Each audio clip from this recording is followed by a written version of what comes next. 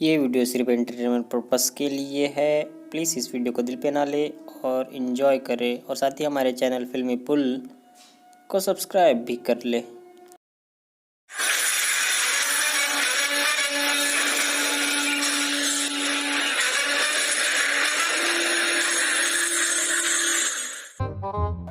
इस सीन में राणा इस आदमी के काफ़ी करीब पहुंच चुका है, लेकिन अगले ही सीन में राणा इसके पास तो होता ही नहीं। अभी यहाँ से सुमित सुसाइड करने वाला है, लेकिन ये क्या, जब वो जम करके नीचे आता है तो नीचे की सारी कार पार्किंग से बाहर होती है, जबकि यह क्लियर दिख रहा है कि इसे यहाँ पार्किंग में होना चाहिए। सुमित की सुसाइड की खबर न्यूज़पेपर में आती है और उस न्यूज़पेपर में ये लिखा होता है कि सुमित ने फेल होने की डर से 4 मंजिला से कूद कर दी जान। भाई न्यूज़ पे 4 मंजिला बताया गया है, लेकिन जहाँ से सुमित ने सुसाइड किया था वो 40 मंजिला लग रही है।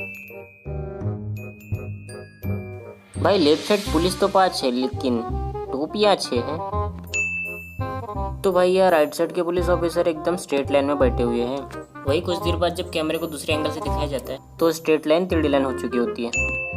भैया यहाँ हमारे राधे भाई बैठे बैठे बंदों को गोलियों से उड़ा रहे, बट हमारे राधे भाई ने 2 बंदों को तो पैरेलल दुनिया में ही पहुंचा दिया। ये 2 बंदे गोली खाने के बाद कहाँ गायब हो जाते तो कुछ पता ही नहीं चलता। पीछे से गायब ही हो जाते, दोनों कहाँ चले जाते। तो ऐसे कुछ ज़्यादा नहीं हो गया ये? मतलब कुछ भी सच में भाई बहुत ज़्यादा हो गया। और हमारे राधे भाई जिस खिड़की से अंदर आए भाई, वो खिड़की टॉप फ्लोर पर है। तो भाई अपने राधे भाई आसमान में उड़ के तो आए नहीं होंगे, तो फिर टॉप फ्लोर का ग्लास तोड़ के अंदर आए कैसे? और राधे भाई जब खिड़की तोड़कर अंदर आ रहे तो भाई आंखें तो देख लो, आंखें दोनों खुली की खुली ही रहती है। और जब हमारे राधे भाई कांच तोड़कर अंदर आ रहे होते तो इनके मुंह में एक भी कांच का टुकड़ा नहीं होता, लेकिन अगले ही पल राधे भाई के मुंह में तो कांच का टुकड़ा आ गया भाई, जो पहले तो नहीं था। और यहाँ मुंह से कांच थूक कर मार रहे भाई अगले बंदे को। भाई वो कांच है, मूंगफली नहीं। ऐसे थूक के मारा है तो जीप पे चोट आएंगी ना भाई, लेकिन भाईजान को तो कोई फर्क ही नहीं पड़ा। और राधे भाई इतना बड़ा कांच तोड़कर अंदर आए तो कांच टूटने की थोड़ी बहुत आवाज आनी चाहिए, और अगले को तो एक भी आवाज ही नहीं आई। सच में भाई बहुत ज्यादा हो गया ये। इस सीन में हमारे राधे भाई की कार खराब हो चुकी है और वो भी ब्रेकर के पास, और वह ठीक पास में ब्रेकर भी है एक, लेकिन अगले ही पल वहां तो कोई ब्रेकर होता ही नहीं है। और एक और बात भाई, जहाँ अपने राधे भाई की कार खराब हुई थी उसके पीछे में कोई भी कार पार्क बिल्कुल भी नहीं है, लेकिन वही हमारे राधे भैया जब लिफ्ट मांग रहे होते हैं तब पीछे में 2 कार पहले से ही पार्क है। अब ये मत कहना कि वो ऑटो के साथ वहाँ आके पार्क हो चुकी है। नो, ऑटो बाद में आती, कार पहले ही पार्क हो जाती है। मैं तो अपनी कार बेच के ये बाइक लेने वाली हूँ। भाई कार बेच के बाइक कौन लेता है यार? भाई ये सीन देख के ना मुझे कोई डाउट नहीं रहा कि गर्ल्स का ब्रेन घुटने में होता है। Sorry girls, just kidding. तो हमारे राधे भाई रोड के बीचों बीच चल रहे होते हैं, और जिसे देखकर दिया मैडम बोलती है कि रोड के बीच में क्यों चल रहे हो? भाई अक्सर लड़कियां अनजान लड़कों को ओ भाई साहब रोड के बीच में क्यों चल रहे हो ऐसा बोलती है, बट नहीं, अगर बंदा हमारे राधे भाई जैसा स्मार्ट हो तो शायद आप भैया वर्ड से बच जाओ। यह अजान कंप्लेंट लेटर डस्टबिन में फेंक कर जा रहा होता है, और उसे देखकर राधे उस लेटर को उठा के पढ़ता है।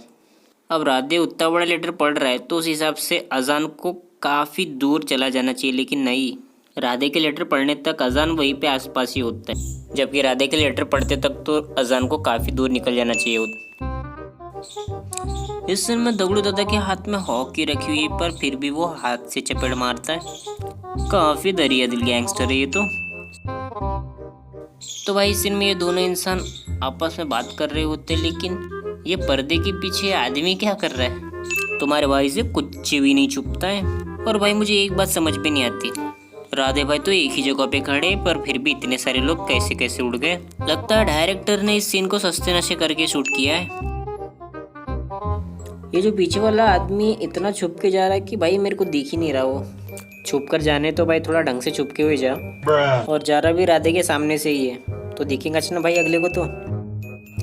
तो राधे इस आदमी का पीछा कर रहा है, और फिर हमारे राधे भाई को एक साइकिल मिल जाती है जिसका कोई ताला वाला लगा हुआ नहीं रहता है, मतलब बिंदास खुली साइकिल है, आओ और कोई भी आके ले जाओ। मंदिर से चप्पल तक गायब कर देते हैं, तो फिर साइकिल का ताला कौन खुला छोड़ गया? अभी यह राधे भाई के बगल में ठीक व्हाइट कलर की वही साइकिल रखी हुई होती, जो कि थोड़ी देर बाद यहाँ किसी और ही जगह में दिखाई दे रही है। और फिर जब दिया आती है तब उस वक्त वो साइकिल वहाँ होती ही नहीं है। जादू। और जब दिया वापस कार से पानी लाने जाती है तब वो साइकिल वही होती है। दोबारा जादू। यार राधे दिया को अपनी फोटो खींचकर भेज रहा हुआ होता है तो उस हिसाब से बैकग्राउंड कुछ और आना चाहिए, लेकिन यहाँ पे फोटो में बाथरूम को पीछे दिखाया गया है। लेकिन जब हमारे राधे भाई सेल्फी ले रहे थे तो बाथरूम तो आगे था, फिर पीछे कैसे आया? Explain us please. इस सीन में राधे के दोनों हाथ दिया के कमर पर है। वही सेकंड क्लिप में दूसरा हाथ राधे का दिया के गर्दन पर होता है। बोलो, ऐसे ही मेहनत करते रहो, बहुत आगे जाओगे। नहीं भाई, मेहनत क्या होती है? कपड़े निकालने को मेहनत बोलते हैं क्या? अपने राधे भाई ने सिर्फ शर्ट टी शर्ट यही निकाला था तो इसे मेहनत कहते हैं क्या? हाँ कह सकते हैं, बॉलीवुड वालों के लिए यही मेहनत है।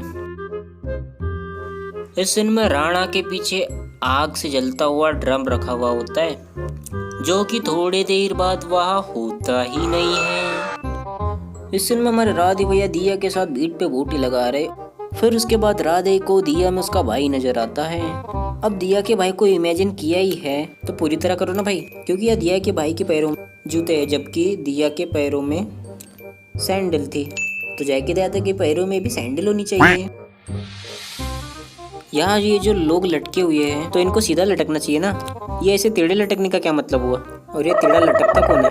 पता नहीं इनका सीधा लटकने में क्या जा रहा था। सब अपने अपने स्टाइल में लटके।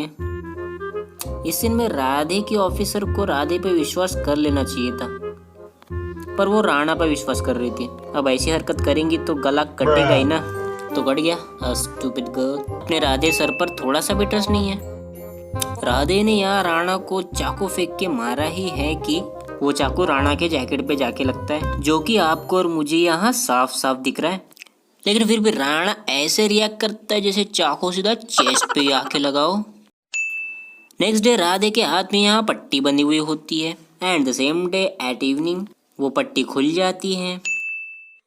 खड़े खड़े सो गया, अब मेरे फ्यूचर का क्या होगा? समझ रहे हो? समझ रहे हो ना? तो भाई समझने वाले समझ गए। वेल इस लड़की ने यहाँ चाकू फेंका और चाकू यहाँ आड़ा गिरा हुआ है। वही कुछ देर बाद वही चाकू हमें वापस दिखाता है तो वो चाकू वहाँ टेढ़ा गिरा हुआ होता है। यहाँ राणा के आदमी ने अपनी जिबली अपने दांतों से काट दी हुई होती है, जिस हिसाब से उसका घाव भरने में काफी दिन लगेगा। लेकिन अगले ही दिन जब हमें उसकी जिबली दिखाया जाता है पर उसकी जिबली तो एकदम क्लियर है, थोड़ी सी भी डैमेज नहीं लग रही। यहाँ पे इनको कॉल आया हुआ होता है और जिससे देखकर ये लोग बोलते हैं कि राणा के आदमी का कॉल आया है। लेकिन एक मिनट भाई, इनको कैसे पता कि राणा के आदमी का कॉल आया है, जबकि इन दोनों ने राणा के आदमी को नंबर दिया था ना कि नंबर लिया था। तो फिर इनको कैसे पता कि राणा के आदमी ने ही कॉल किया है? तो यह पुलिस वैन में राणा के आदमी बैठे हुए हैं, लेकिन जब इसका एक्सीडेंट होता है तो यहाँ पर तो हमें माइकल जैक्सन का पुतला देखने को मिलता है। यहाँ जिंदा आदमी लोग अब वैन से बाहर निकले और इनको सामने शोरूम में बाइक्स मिलती है और इन बाइक के ऊपर कोई हेलमेट भी रखा हुआ नहीं है। लेकिन जब ये लोग बाइक लेकर निकलते हैं इनके पास हेलमेट कहाँ से आया? Explain us please. इस सीन में राणा का चौपर पूरी दुनिया घूमकर वापस उसी जगह आके गिरता है जहाँ से उसने टेक ऑफ किया था। ये बात कुछ हजम नहीं हुई। फिर हमारे राधे भाई उस चौपर से निकलकर बाहर गिरते हैं तो राधे भाई का हाथ पानी में गिरा हुआ होता है। फिर वही जब थोड़ी देर बाद राधे के हाथ को वापस दिखाया जाता है तो वो हाथ पानी से बाहर होता है।